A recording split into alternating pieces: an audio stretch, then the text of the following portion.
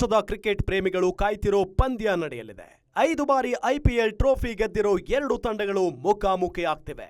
ಚೆನ್ನೈನ ಎಂ ಚಿದಂಬರಂ ಸ್ಟೇಡಿಯಂನಲ್ಲಿ ಮುಂಬೈ ಇಂಡಿಯನ್ಸ್ ಹಾಗೂ ಚೆನ್ನೈ ಸೂಪರ್ ಕಿಂಗ್ಸ್ನ ಹೈ ವೋಲ್ಟೇಜ್ ಮ್ಯಾಚ್ ನಡೆಯಲಿದೆ. ಆದರೆ ಟೂರ್ನಿ ಸ್ಟಾರ್ಟ್ ಆಗೋಕ್ಕೂ ಮುನ್ನವೇ ಮುಂಬೈ ಇಂಡಿಯನ್ಸ್ ಫ್ಯಾನ್ಸ್ಗೆ ಬಿಗ್ ಶಾಕ್ ಎದುರಾಗಿದೆ. ಮುಂಬೈಗೆ ಹಾರ್ದಿಕ್ ಕ್ಯಾಪ್ಟನ್ ಅಲ್ಲ, ಮೊದಲ ಪಂದ್ಯದಲ್ಲೇ ಪಾಂಡ್ಯಗೆ ನಿಷೇಧ. ಸೂರ್ಯಕುಮಾರ್ ಯಾದವ್ ಕ್ಯಾಪ್ಟನ್. ಮುಂಬೈ ಇಂಡಿಯನ್ಸ್ ತಂಡದಲ್ಲಿ ಮೇಜರ್ ಸರ್ಜರಿ ಮಾಡಲಾಗಿದೆ. ಮೊದಲ ಪಂದ್ಯಕ್ಕೆ ನಿಷೇಧಕ್ಕೆ ಒಳಪಟ್ಟಿರುವ ಹಾರ್ದಿಕ್ ಪಾಂಡ್ಯ ಸ್ಥಾನಕ್ಕೆ ಮತ್ತೊಬ್ಬ ಆಟಗಾರನನ್ನ ಕ್ಯಾಪ್ಟನ್ ಆಗಿ ಆಯ್ಕೆ ಮಾಡಲಾಗಿದೆ. ಮೊದಲ ಪಂದ್ಯಕ್ಕೆ ಬ್ಯಾನ್ ಆಗಿರುವ ಹಾರ್ದಿಕ್ ಪಾಂಡ್ಯ ಸ್ಥಾನವನ್ನ ಮುಂದುವರಿಸೋರು ಯಾರು ಅನ್ನೋ ಪ್ರಶ್ನೆ ಹುಟ್ಟಿಕೊಂಡಿತ್ತು. ರೋಹಿತ್ ಶರ್ಮಾ, ಜಸ್ಪ್ರೀತ್ ಬುಮ್ರಾ, ಸೂರ್ಯಕುಮಾರ್ ಯಾದವ್ ಹೆಸರು ಕೇಳಿ ಬಂದಿದ್ವು. ಕೊನೆಗೆ ಹಾರ್ದಿಕ್ ಪಾಂಡ್ಯ ಅವರೇ ಮುಂಬೈ ತಂಡದ ಕ್ಯಾಪ್ಟನ್ ಯಾರು ಅಂತ ಘೋಷಣೆ ಮಾಡಿದ್ದಾರೆ. 2025ರ ಸೀಸನ್ನ ಮೊದಲ ಪಂದ್ಯಕ್ಕೆ T20 specialist Suryakumar Yadav captain ಆಗಿದ್ದಾರೆ ಅಂತ ಹೇಳಿದ್ದಾರೆ.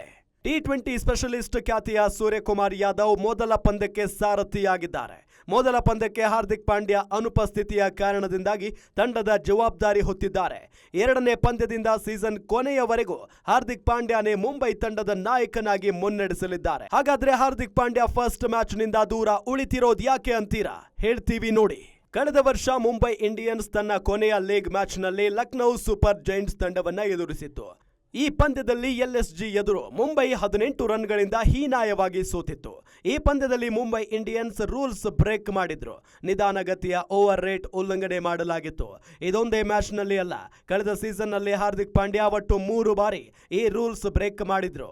ಒಂದು ತಂಡದ ಕ್ಯಾಪ್ಟನ್ ಒಂದು ಸೀಸನ್ನಲ್ಲಿ 3 ಸಲ ನಿಧಾನಗತಿಯ ಓವರ್ ರೇಟ್ ಮಾಡಿದ್ರೆ ನಿಯಮದ ಪ್ರಕಾರ ಒಂದು ಮ್ಯಾಚ್ ಬ್ಯಾನ್ ಮಾಡಲಾಗುತ್ತೆ.